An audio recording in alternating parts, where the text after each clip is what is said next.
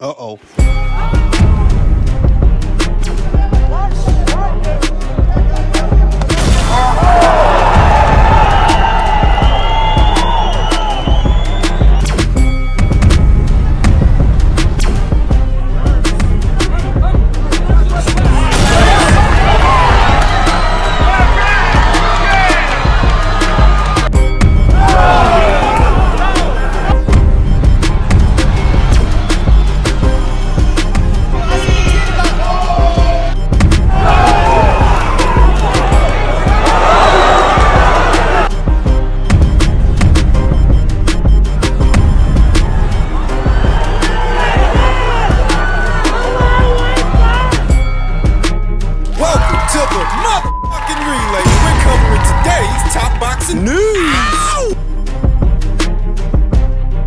Okay, we'll start with this. It's official. Germany's own two-division unified atomweight champion Tina Rupprecht will attempt to collect the last puzzle piece in the atomweight division when she takes on unbeaten IBF champion Sumir Yamanaka Of Japan. in what will be the inaugural undisputed title fight, what I think will be the first undisputed title fight this division has ever seen. She will try to make history on more than one front, because if she wins, she'll become the very first undisputed champion this division has ever seen, and I think the first undisputed German. The first German national to become an undisputed champion. The same applies for Sumir, but let's be honest, I'm not picking Sumir to win this fight. I'm picking Tina. Tina Rupprecht is 32 years old to Sumir, who's 23. Tina Rupprecht is an orthodox fighter, whereas Sumir is a southpaw. Tina Rupprecht sports a professional record of 14 wins with 1 loss, 1 draw, 3 knockouts, having never been knocked out in 16 professional bouts. The more experienced fighter of the two, the more seasoned fighter of the two, albeit a little bit older, though not so old that she's on the slide. I think Tina is entering her prime. It's Optimus Prime. 9 years older than Sumir, though not in a bad way. 32 isn't old. So much as Sumir is very young, only 23, comparatively greener, much greener than Tina Rupprecht. Sporting a professional record of 8 wins with no losses, no draws, 3 knockouts. She became a world champion very young, at a very young age, early on in her career, which isn't uncommon in the sport of women's boxing. It's not uncommon that these girls fight for a title after just a few fights, but it's a gift and a curse. Because there is winning the title, and then there is keeping it. You win an alphabet title, that's a target on your back that the contenders are going to be gunning for, the other champions are going to be gunning for. Sumir was last in action over a year ago in January of last year opposite the ring Mika Iwakawa, who she decisioned over 10 rounds. And she was supposed to be facing former champion Fabiana Batiki in November of last year on the undercard of Tina's fight, but Fabiana fell ill and had to withdraw, so Sumir didn't get to fight. And thus, she is coming off of over a year of inactivity when she faces Tina in April. Tina Rupprecht, who saw action 2 times last year, once in January, then again in November, opposite the ring then champion Eri Matsuda, who she decisioned over 10 rounds. The much more seasoned, much more experienced fighter of the two, having been in there with some really good fighters, really good ones like Yo Costavalle, Sinicia Estrada, Fabiana Batiki, Eri Matsuda. There is nobody. There's no name on Sumir's resume that compares to the names that you'll find on Tina's. It's safe to say Tina Rupprecht on points is the pick.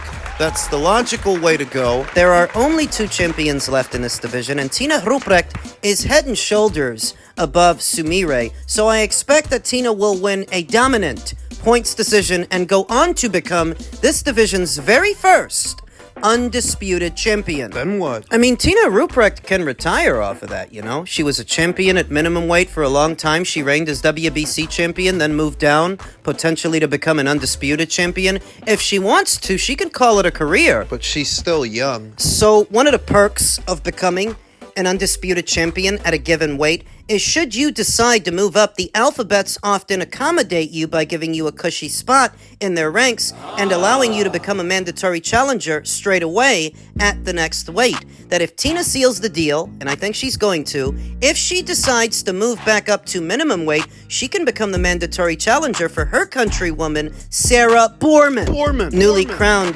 WBO champion German national, like Tina is a German national. An all-German shootout is a potentiality because both Tina and Sarah are action fighters. That's possible too. She could do that. She can pursue a rematch with Yokasta Valle. Not that she needs one because she beat Yokasta. It's Yokasta that needs revenge, not Tina, but that's also an option. Tina Rupprecht already gained considerable ground on my pound-for-pound list after her last fight, becoming unified champion in the atomweight division by beating Eri Matsuda. She comes in at number 3, ahead of 3-division champion Yokasta Valle, who she already beat some years ago. If she seals the deal with Sumir, it's gonna be that much harder for the other girls to move past her. Oh, I know that the popular periodicals like Ring Magazine and ESPN don't rate Tina as high as I do, but that's because they're not really paying attention. Not really. They usually just talk about the same pool of fighters: Katie, Amanda, Clarissa, Michaela. Like there ain't nobody else out there, or like there's nothing else going on. We're on the eve of an undisputed title fight,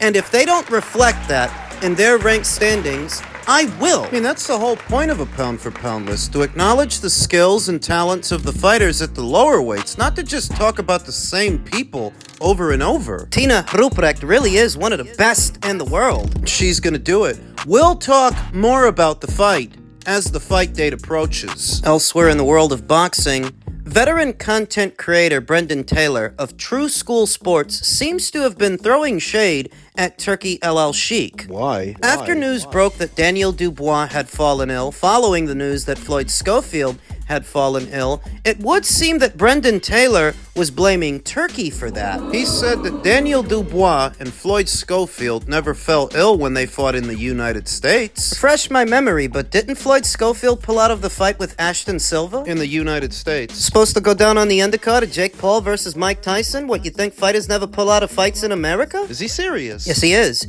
Because he, like several other Americans, doesn't like it that Turkey is turning Saudi Arabia into the boxing capital of the world. Boxing's Super Bowl, as it were. That if you want the big fights, the really big ones, for the big money, the big prizes, you've got to go to Saudi. He doesn't like that. And we talked about it in my previous video. Even after news broke that Turkey is going to be doing fights in America. He's doing Ryan Garcia versus Rolly Romero. That show in New York, and it's free to the public. He's still throwing shade. What about Teofimo Lopez's fight off the coast of San Francisco in Alcatraz? He's still throwing shade. So now what I'm left wondering is, how many of these shows that are happening in America is Brendan going to actually go to, since he's so critical of this bill happening in Saudi? The criticism is supposed to be that since Turkey is poaching all these fighters and doing these fights in Saudi, the Americans don't get the chance to go. Well, there are a good number of fights that he plans on doing in America. And are you going? I wonder. The pushback that Turkey gets in some circles, making no light of the contributions that he's made, I'll say it again. Without Turkey, we wouldn't have got Better Beef versus Bivol 1, let alone Better Beef versus Bivol 2. The same applies to the Usyk and Fury fights. We wouldn't have got those. Turkey's cash injections into the sport's the only reason those fights happened. Without that, they wouldn't have gone down. So let's imagine a boxing landscape. Without Turkey and all the fights he's already done, we wouldn't have got those. We wouldn't have this weekend's bill to look forward to. I take it you're not excited. You know, because you wanted to see Stevenson versus Schofield so bad, and I guess you don't like Martin Bacoli as a late replacement. That's not good enough, huh, Brendan? Right. So let's just imagine that Turkey's not around. He never made an entry into the sport. In this world that we're imagining, Turki Alalshikh doesn't exist. Away from him and everything he's done so far, Showtime would have still left the sport of boxing. And Fox. You know, because them leaving the sport of boxing isn't interconnected with Turkey's entry into the sport. They left before he came into it, and that was always going to happen. You wouldn't have them. ESPN is rumored to be on their way out, taking their finances and their resources away from the sport of boxing. Boxing could be losing them. And what you would prefer is that Turkey not put together these shows. You don't like Turkey. But if we're imagining a world where Turkey Alalshikh doesn't exist, but all of this is still going on, you wouldn't have nothing to watch, buddy. Not in terms of boxing. When the major networks are pulling out and taking their money away, who's gonna pay to put the fights together? When Showtime left, the PBC jumped into bed with Amazon, but all they did were 5 shows last year, and 4 out of the 5 were pay-per-views. Is that better? Down from approximately 18 or 19 shows in a calendar year to just 5. Is this what you would prefer? Think about it. We're imagining a world where Turkey didn't do any of the shows that he did last year, but the PBC only did 5. 5 of their own. That's better to you. And it doesn't seem to be much of a difference in their scheduling this year. They're not doing that many shows this one either. So you start to wonder, what is it? What is it that these people want? People like Brendan. Well, understand that these kinds of people have childlike brains. They are tantamount to children who want what they want, whether it makes sense or not, the way a toddler does. What the hell does he want? It's not about what he wants, it's about what he doesn't want. He doesn't want big-time boxing to be in Saudi, and that's the crux of it. He thinks everything's supposed to be centered around America, otherwise it shouldn't happen. And that's the crux of it. And you tell yourself, well, the major broadcasters in America are pulling out of boxing, so how is this supposed to work? It isn't. That doesn't make any sense. I never said it made sense. I said that these are people with childlike brains who want what they want, whether it makes sense or not. The major broadcasters pull out of the sport. That means the promoters aren't getting an annual budget from them to do shows throughout the calendar year. My question then is, where's the money supposed to come from, since you don't want it to come from Turkey? Oh, I see. You're one of these people that thinks it'll just sort itself out. I'm 100% confident. There is not an answer to that question because that's the reality of where boxing is in America. The major networks are leaving. Without their money, who's supposed to pay to put together the boxing matches? For boxers like Carlos Adames, a PBC fighter that the PBC can't seem to find any use for. Where was the money to keep them active supposed to come from? You know that I've long maintained on this channel that the American boxing fan isn't what he used to be. Now they're just a bunch of opinionated idiots with nothing to contribute but their feelings. By and large, the worst boxing takes come out of America in this postmodern landscape. So when I see somebody's shading Turkey Alalshikh of all people, who's making these massive cash injections to put these fights together, I'm left thinking, thank God that somebody's still interested in the sport of boxing, because the American broadcasters aren't. You think boxing is in a bad place now in America? Imagine if Turkey weren't around. You can't do that because you can't get out of your own way. That is, you can't get out of your own feelings. Your feelings are all you care about. Like a goddamn toddler. On to tomorrow's middleweight contest, middleweight title fight between Carlos Adames, the champion, and Hamza Sheeraz, the challenger. Many of you will already know that I'm going with Hamza Sheeraz to win the fight. The reason for it, Hamza brings the kind of height and length to the table that makes it a very difficult situation, difficult man to get close to and land punches. It's difficult to open up on this guy because he doesn't have to be close to you to touch you. And I don't trust that Carlos Adames, Bronco Adames, can walk through the water without getting wet. 30 years old to Hamza Sheeraz, who is 25.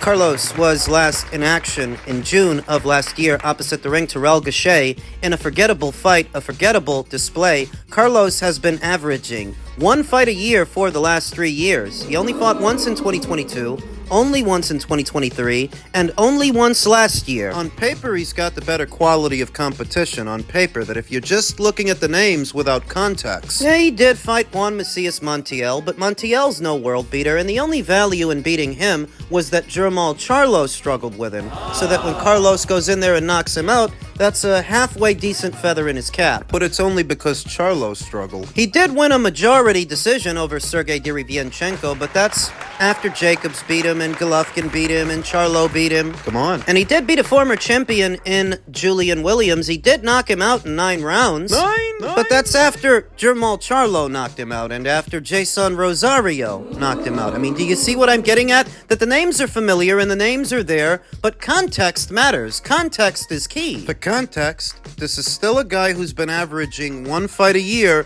for the last 3 years. So there's not a lot of momentum there. Where Hamza Sheeraz has been a lot more active. He fought once last year in February, again in June, then again in September. He's knocked out his last 15 opponents. You heard that right. He's on a 15-fight knockout streak. I think that both boys can hurt each other. That's saying I think Carlos packs a big enough punch that if he lands, he can hurt Hamza, and Hamza can hurt him. But as far as who the bigger puncher is, I think it's Hamza. He's bringing the bigger guns to the gun show. In tandem with his height and his length, he's got a judicious jab he uses to control the distance at which the fight is being fought, which makes it that much more precarious to get close to him. And as stated, I don't trust that Carlos can walk through the water without getting wet. I think he's going to get caught. I think he's going to get stopped. And so I'm going with Hamza Sheeraz by way of knockout and say 8 or 9 rounds? Somewhere around there. Zhang versus Kabayel. Just a refresher. Zhilei Zhang seems the bigger puncher to me. He does. He packs a bigger wallop than Agit Kabayel, but he doesn't have much of a work rate, especially after 4 or 5 rounds. Last in action in June of last year, opposite the ring Deontay Wilder, who I picked him to beat. I picked him to stop.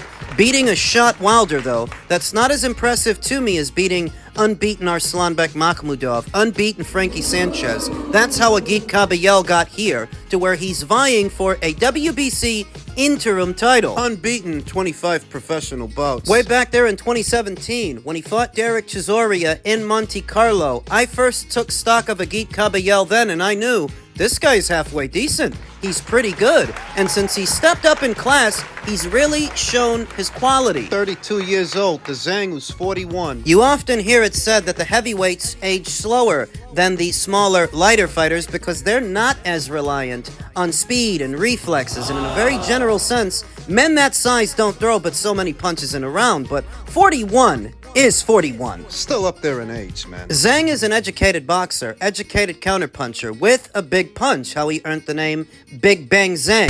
But he doesn't have much of a work rate, especially after 4 or 5 rounds. He doesn't do much of anything, and he's developed a bad reputation for not finishing his food, that even when he has his man hurt, he doesn't finish. He didn't finish Hrgovic, he didn't finish Parker. I don't think he's going to finish Agit Kabayel, who I anticipate is going to fight a better version of the fight that Parker fought. Perhaps landing with more authority. You notice that Agit Kabayel is landing with a bit more spice and a bit more spite than he used to, closing the show in these big fights. Few inches shorter than Zhilei Zhang, but matching him in terms of wingspan. That's what makes him so sneaky. They both got an 80-inch wingspan, so where you're thinking that you might be out of range of Agit Kabayel's punches, you're really not. I'm going to go with Agit Kabayel to win.